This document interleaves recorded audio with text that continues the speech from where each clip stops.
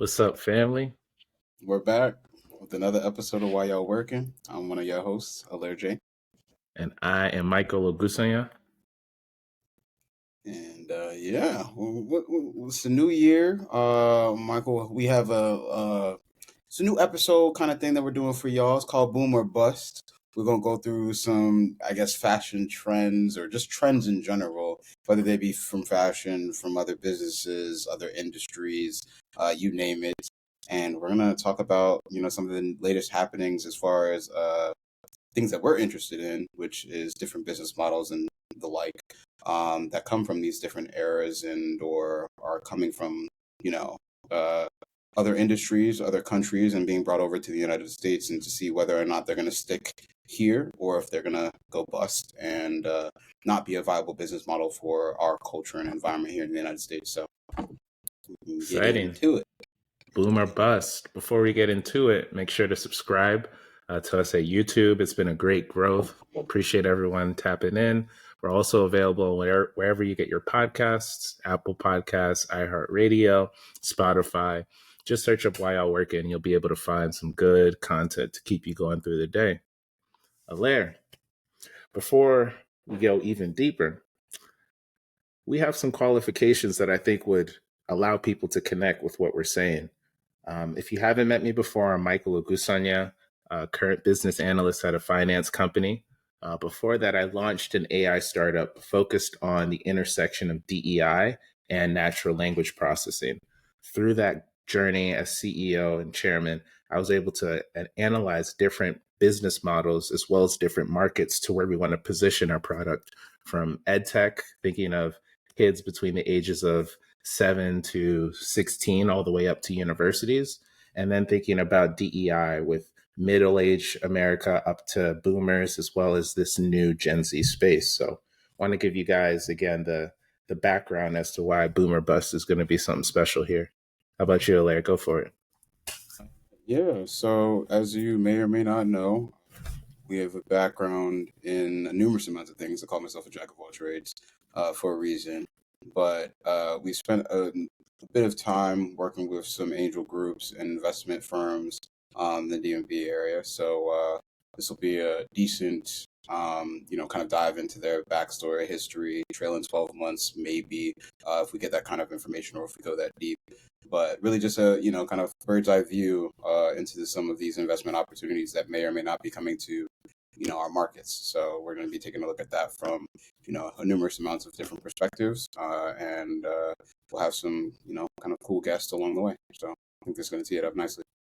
Yeah, and so for this episode, we will be talking about shopping. Is in-person shopping dead? Has it gone extinct? Or are we seeing a newfound surge in in-person shopping? We've seen AR and VR become much more of a common topic. Your parents, your grandparents can recite, the new Apple Vision VR coming out. We've had since 2016 this commercialization of virtual reality experiences across Snapchat and other tools.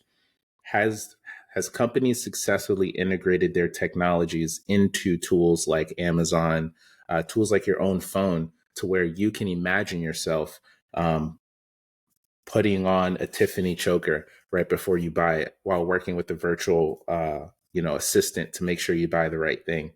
Is there AR technologies to where you can see what a new painting would look like in your house today using holograms? Just CES happening 2 days ago, we're seeing the level of immersive technology that's happening today.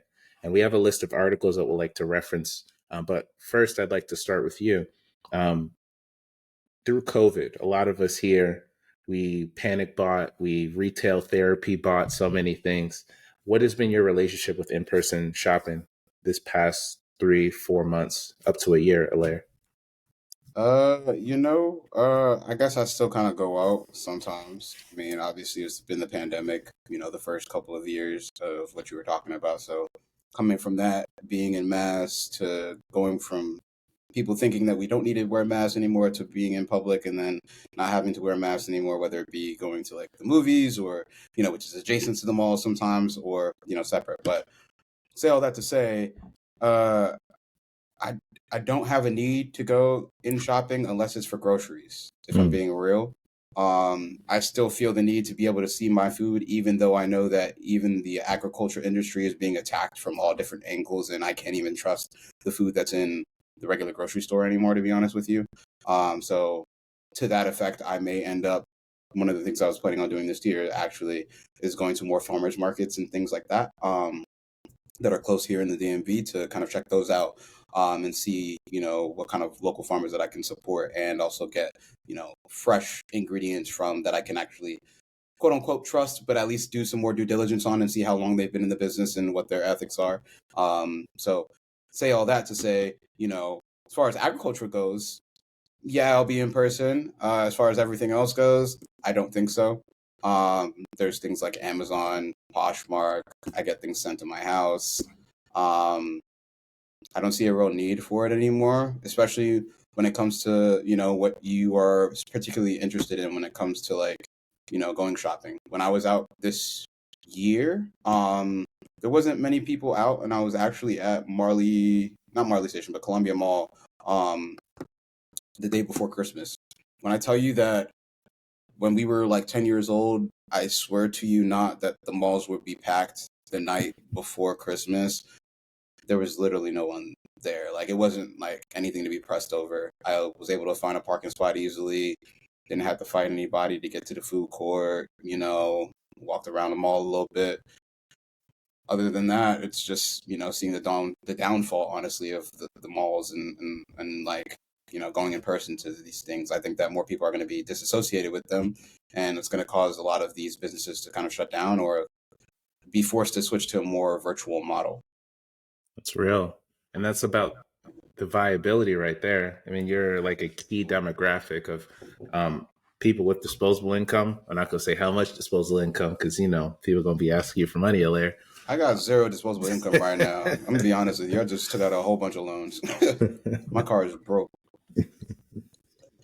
And I could share, I just went to a store in Tyson's recently to return a bag that my mom bought after seeing it online. And I'm sure everyone can relate to this. Seeing it online, she thought it was a perfect bag to buy. I went in person, spent a healthy grip on that bag. Of course, being in person, they didn't give me the proper packaging that I needed. We brought it to Nigeria. As soon as she saw it, she was like, "This is not the bag that I want." Bringing it back to America, we had the hardest time them trying to tell me, "Oh, because the bag has gotten flattened to a certain extent that it can't be sold again." When facts, this is real animal skin, so therefore all you got to do is sit it down for longer than 5 minutes and it's going to look the way you need it to. I'm just saying that to say, imagine if we, bought it virtually and it came with the right packaging. We didn't have to drive over 45 miles there and come back, and it's a simple exchange process to where they can have their product back in rotation. Because until we bring that back to them and they have to do all this resizing and having a curator look at it, again, it was an expensive bag. They can't actively sell that product. So for my birthday, when I bought a nice designer shirt, I bought that all online. I looked online, tried to find on Instagram if other people were wearing their shirts because I didn't want to look like nobody else.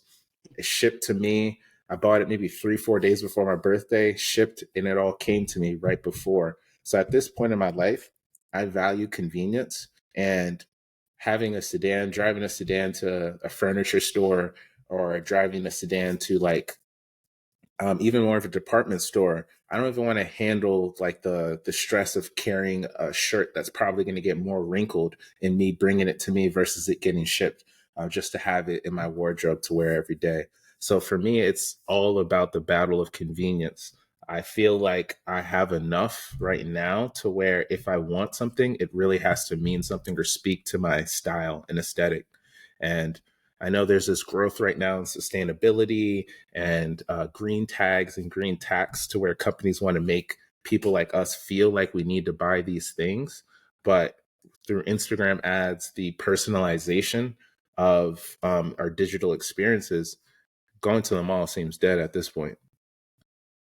I And mean, if you're a person that likes to go see designer in person, I feel like that would be the only place to go see designer. You get what I'm saying? Like, in that case, and to your point, they should have had everything that you needed when you originally went to go buy whatever bag you bought for your mom. So like, I feel like if online is the only way to get things right, and that's not to say that everything that comes to us online is correct when we do get it shipped, because it is not. There's plenty of times where I've gotten something off of Amazon, for example, which they're notorious for it, but like, even Amazon has done their best to correct the massive amounts of errors that could happen in a shipping and logistics kind of process when something is purchased and then shipped to you. I think that like, when it comes to maybe a designer brand that has a little bit more of a handle on their specific niche and how they want their product to get to you, they are supposed to theoretically take more care in how their product is delivered to anyone that purchases their product. Now, when it comes to a product that's not necessarily designer and maybe just like a regular brand from Macy's, I doubt that Macy's going to put it in a special bag for you unless it's like Christmas, or like somebody says, there's sometimes a little icon that says make it a gift. I don't know what that really does except for, put a little sticker with somebody's name and says from to. So like at the most, that's what you're going to see. Right. And yeah, to your point, it's all about convenience. So if you don't really care and that's how you want your Christmas gifts wrapped because you can't wrap Christmas gifts, by all means, it's a good option. So Yeah. And speaking of, these convenience, a lot of malls and stores have found it convenient that restrictions have been lifted, especially over the past 18 months due to COVID, where they're seeing over an 11% growth in their annual sales revenue from 2022 to 2023. So it's at nearly $819 billion that malls are still seeing to this day. That's grown if we look at the numbers up to today. So I think we're noticing from different stores that you used to love going to being replaced with maybe VR stores or more tech-based products that are being offered in these malls. There's a level of ante that's been increased amongst other companies selling their products physically in person. What that means is it seems to be a higher competition. When I'm walking through a mall, I no longer care about I need to get one t-shirt. I'm looking at I need to have a great experience. So if you're not a store in person that's not offering, again, this wrapped, curated experience to where I feel like I've left with a more positive experience than when I initially came in, you're not doing business correctly. So as we trying to understand the boom or bust, we're already starting to go into a bit of a nuance in what products are you offering and is customer service really a key part? And I'd love to tap in on customer service. it's not just customer service, it's customer experience, right? Mm, Because like you literally just said it yourself. Customer service is separate from customer experience in the sense that customer service, yes, right? If you purchased a product and it's, gotten to you wrong or it's been damaged, that designer brand that had that bag should have taken it back and been like, we'll do whatever we can to make this right. They did not do that for whatever reason because they thought that it was damaged. It had already been taken out of the country, blah, blah, blah. They didn't know all these things. They could have, but it shouldn't have mattered because you are a customer of the brand. And if the customer experience is that the brand does not support or, help their customers out, even in places where the customer may be at fault, like what does that show you about the brand? Now I mm, get it. If it's a brand that, is really about this is a one piece only, drop, you expect me to take this back for my next season? No. Like I understand from a designer's perspective, it's already in yesterday's news once it goes out the door. So, and that's why majority of designer brands for the most part burn their designer. I don't think that, you know, designer brands who give away their designer to secondary resellers, et cetera, to sell them are really designer mm, when it comes down to it, because there is no real exclusivity factor when it is resold. Like at that point, it's open and available to the open market. So we can talk about that, but to me, that brings the stock market value down. Now, when it comes to the customer experience, that just means that in some way, shape, or form, the businesses are either receiving that income and it's making it worth their while for them to, like Nike, for example, they do that plenty of times with all the different drops that they have. There's resellers and there's a whole market for it. There's also been a couple instances where executives have been prosecuted for helping their kids be a part of said solutions for StockX or whatever. So now that these solutions are out here, and we know that it's, some shoes may be based on exclusivity, some may not be, but if the company themselves is posing them is making the brand seem like it is exclusive, it is designer. In my opinion, I feel like there should not be a way for other people to get access to it after it has been dropped and has been purchased. So if it gets sent back, it gets sent back and maybe gets destroyed, and you get maybe a credit for something new in a new season. And I think that that's what maybe the designer brand for you should have done in that case. Granted, it's a loss, but at the end of the day, you're getting your brand back. If you are really a green company, like you say you are, you should be able to recycle the fabric and repurpose it. That's real. Let's And talk about it. I was feeling bad for a second. I was like, man, maybe I could have done something different. And then my girlfriend told me like this company is going to sell like $100,000 worth of products like in the next week. Like you said, if you're really, the elite place to where if you want to buy exclusivity, you go here. I mean, money should not be a question in terms of like dedicating yourself to an excellent customer experience. And then also, I think there was a car company that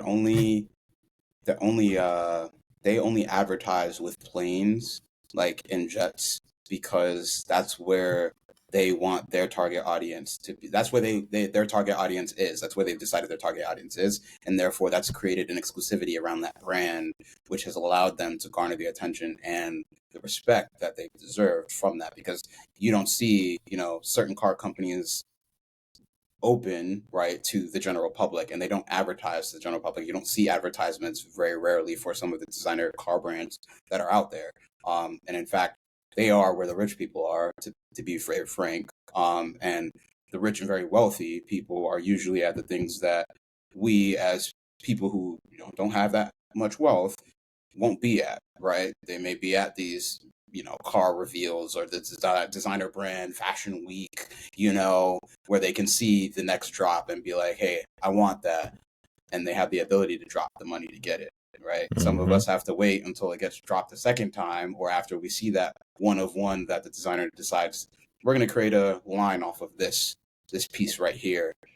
For us, that may work. But others, we like the exclusivity from designer collaborations, for example, with artists, other types of brands. I think Fear of God and Essentials did a brand recently drop together.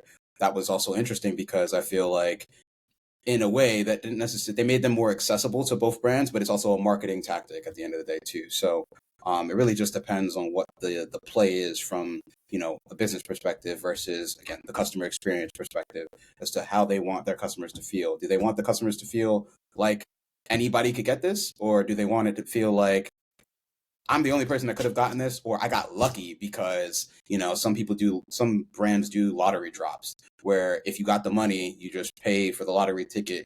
If your lottery gets pulled, boom, you get the designer brand one of 21 or whatever the case is. So, That's an excellent model right there because sometimes they only have a certain amount of products, but they'll sell, let's say they have 300 products, but they know it's a 1 in 5% chance that you get it. So therefore they're multiplying that 300 times 95, and then they're swimming in profit because only a certain portion of them actually got it versus the others who spent $5 and may not get it back. Nike does that a lot with some of their limited releases.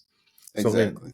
in line with that, again, being whether you're shopping in person or virtually, it's key that the brand understands who they're marketing towards, where the customers live, where they eat, where they shop, and then actively providing products that they think they would want or that they know they need to them. I'm going to list off 10 different brands that are ranked here on LinkedIn as the best brands for excellent customer service as well as customer experience. And I want you to one by one let me know if that's cap or if that's facts. Number one on the list. Oh, no, let's do number 10. Let's do number 10. Is Google. Do you think Google has an excellent customer experience? It's definitely virtual. I say cat. That's just me. I feel like they're responsive, but then again, I haven't had to deal with them all that often, other than for Google Workspaces and all of that, which just got sold. So, um, I'm not sure. I don't think Google Workspaces got sold. I think the email subset of Google Workspaces got sold for businesses to some company. I think we talked about it earlier in a different episode. Cloudflare, I think, or somebody. Yeah, or Yahoo. I don't know. Hmm. Whoever. But say that to say, where was I? Rewind.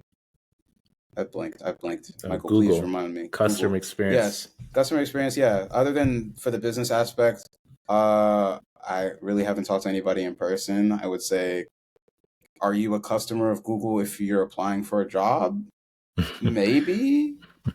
I don't think that's how that works. And if you're talking about that customer experience, it's absolutely horrible because you can't really get a response from anyone. But that goes for any big or large corporation that has millions or thousands of, responses, applications that are coming in. So, but we're not talking about that. So yeah, I don't know. I think it's cap. So let me list out some of the products that they offer. I'm sure there's only like 5 out of 500, but I mean, Google Ads is a big one. Google Analytics, aka Google Trends ads as well. Google Pixel, their phone, that's another one. Google Fiber, they're offering fiber optic solutions now. And I know I'm missing one. I mean, their search engine is a big one, but that's kind of like the ads built into one. And then Google Cloud, that's the one I'm thinking of. So between cloud, fiber, pixel, ads, and analytics, you're still not talking to no one. Like you're not actually communicating with a single human being, it feels like. No, I don't think so. Yeah. So maybe they know that. Maybe they know their customers are the customers that, when they go into Forever 21, they do not want someone to talk to them. Like I just don't know anybody with a full Google stack. You feel me? Like I don't know anybody with a Google Home, a Google Nest, a full like I feel Google like there's Internet. Google Internet, Google Fiber Optics, right? Google TV. And I feel like a lot of those things that Google has tried out, they've shuttered for the most part if it hasn't gotten a lot of traction in the last year or 3 years. Um they've been trying to keep up with Apple and Amazon. I don't think that Amazon is ever going to step into a space like Apple where they're trying to garner everyone's attention. They've been pretty comfortable with, dealing with, web and technology infrastructure and stuff like that. So, and cloud services, right? I'm not sure who's bigger when it comes to cloud services. In my opinion, it would be AWS, but Google has been around longer. So database wise, they may have AWS, beat, but from a worldwide perspective, I feel like their customer service would be better than Google's. And again, this is me just talking about it, looking at it from, a bird's eye view of me just knowing how the businesses operate on a day to day with my interactions with them. So put that out Yeah. there. From a numbers perspective, AWS, I'm pretty sure brings in the most revenue.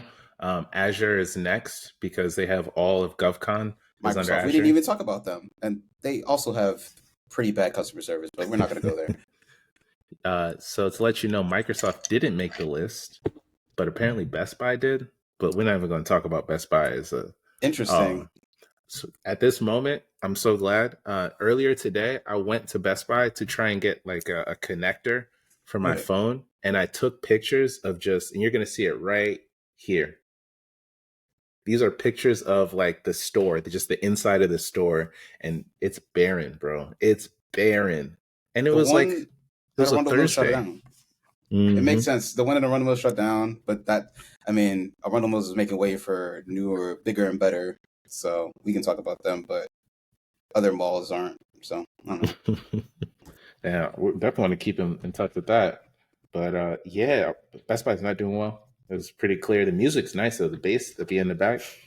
Hey, leave a like or comment if you ever walked in there and started hitting the Dougie because they started playing like a nice song on the Bose speakers. I'm All right, done. let's get focused. A competitor, as we mentioned, with Google, especially with the Google Pixel, is Apple. And Alairé, where do you think Apple ranked on this list of top 10 brands for customer experience? Maybe 7 or 6. Higher. Higher than that. Okay. Yeah. Where are they? 4. Okay. Apple has ranked 4th because through their iPad, through their cloud services, which breaks in a lot of profit, their new Apple Vision VR that we've talked about on multiple episodes, as well as their phone and overall laptops. Apple has created a behemoth, as well as wearables between the AirPods and the Apple Watch. They've created a behemoth of electronic products that have been able to streamline what is the day to day. I'm sure if you listen to Why Y'all Working, you probably got an iPhone. If you don't, you're still invited to the group chat. Just know it's going to be SMS. Shut up. I don't like the Apple store. When I walk in, there's someone that can greet me, and it's always someone that's going to tell me I got to wait. I'd much rather just check out the products and have someone come to me when they're ready to service my specific needs. The layout of the store, I want to research it a bit, but the layout of the store matches a certain feng shui to which people feel like they're not actively at a store. Between the desks that are built in a way where you can always look under the desk and look over, it minimizes, it's a level of minimalism if you think of the environmental graphics. But yeah, actually, no. I like outside of that, their digital experience. You can ship off any product that you need. You can set up an appointment. It's pretty simple. Ship off the product. They'll be able to bring it back to you. I believe if you have an AirPods that just aren't working for any reason, you can send it in within the first 18 months. And if they can't fix it, they'll send you back a completely new pair. I think that just aligns with, again, like whether it's social distancing or spreading of germs. I feel like Apple has done a great job of making the company feel very accessible, but who do we know that works at Apple? I mean, Right. But they built a lifestyle brand, and also we're not where Apple is and where they have their HQs, right? So like, we don't live on the West Coast. We don't live in New York. We're in the DMV. Apple only really has stores out here, unless I'm mistaken that we don't know something that they're trying to do, or they popped up in Virginia and they never told nobody. But as far as I know, Amazon is the only people building a new building here, or HQ2 here in the area. So, um, from that perspective, I hear you. I think that, like, I also would agree that I don't necessarily like the store per se and how it's set up. But what I will say is that I think that because of the cult following they've created, it works for them. Um, However, we will see, I guess, in the future how that cult following will deal with the fact that their phones aren't necessarily getting better and they've ran out of ideas on that front, as they've tried to pivot into different avenues of, revenue or whatever opportunities they see fit, for new product lines. So, as far as the overall, like, purchasing and delivery of the product, and maybe even service to that standard, to your point about like customer experience when you're getting served for like support issues, yeah, well, you have to wait most oftentimes, unless, and even then, when you do have an appointment, I feel like you still have to wait a little bit too. I think the last time that I went for my MacBook, because the screen broke for whatever reason, I still had to wait about 15 minutes before my appointment, before I got accepted for my appointment, and my appointment was for like a specific time. Like, I showed up on time, but I digress. So interesting. They're at number 4. Where is Google at? Google's 10. Google. Okay. All right. So if Google's the worst, I'm curious to know who else is on this list. The second one is funny. Okay. Number 2 ranked is Walmart. I didn't think about that. I have Who are they seen. talking? Are they talking about suppliers and wholesalers? Because regular individuals do not get treated like gold, and I don't know where these locations of Walmart are, but the brand doesn't. What? I'm a little scared every time I walk into a Walmart. I feel like, and I don't know. Like, I feel like I get better service at Target. And is Target even on this list? Target's ranked 3rd. Why is Target below Walmart? No, that doesn't make sense. That does not make sense. Yeah, I question this. This seems like this is against the culture, because It does Target's not. Black Business Accelerator. I know they did one company wrong, but They did a couple companies wrong. I'm not gonna hold you. But like, I feel like that's the program, in essence, did what it was supposed to do, right? A lot of the brands and people that they worked with, at least product wise, have gotten accepted into, I guess, their trial program, and have done decently within their stores. At least, like, their campaign that Target is trying to do for diversity and stuff like that, Black businesses, they've increased the amount of Black business products that are in these stores. Now, let me ask you, and we can talk about this later in a different episode maybe, how many of these products and or companies are now no longer black owned now that they've been in Target and or have exploded as a result of being placed in Target? That would be interesting to know, right? Because if they aren't still in our hands, that just means that more wealth creation is happening, but that also means wealth generation is being lost to people who can, and who have already, the experience and the ability, the capital to take these companies elsewhere, right? So it would be interesting to see, more minorities and underrepresented folks in black businesses, kind of holding on to the reins as long as possible, and really bootstrapping it to multi-million-dollar and billion-dollar companies. And to touch on a point, because I really want to get some quotables out of you, I think we just saw the Harvard president step down. Um, Naturally, being in business as a person of color, you're going against an uphill battle. To what extent, for Black founders that want to maximize the product availability and quality, to what point do you have to say, like, people are trying to move me out of my company, but F it, I can learn and I can grow as a Black founder?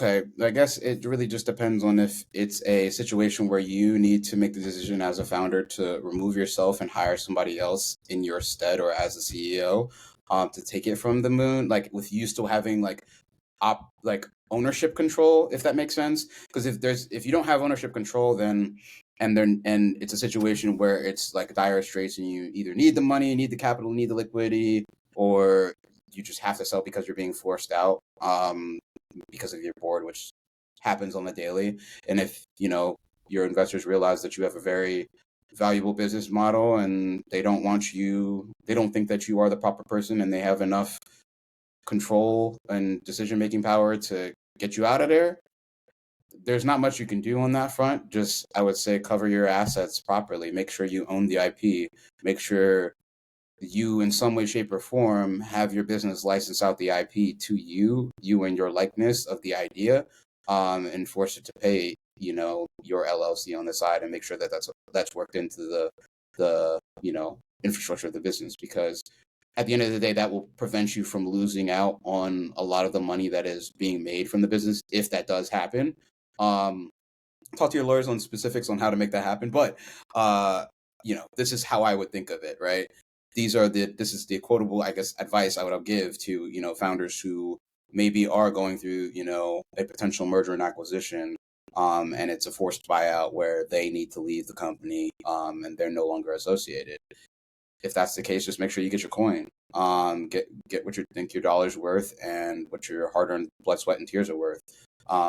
If not, and you have more control over the situation, you're bringing in somebody that has done this before as a different CEO, and maybe they're a serial entrepreneur, CEO person that comes in, builds a team out. I guess at the end of the day, and I was just watching an episode of Don't Be Sour, by Max Tuning, and he was talking about it or just talking about businesses and like the growth, from 0 to a million, 100 million plus, with Christian Guzman, and how between Sour Strips and Alphilly Athletics, those two different companies, one's a candy company and the other is a athletic apparel company. The teams are different, right?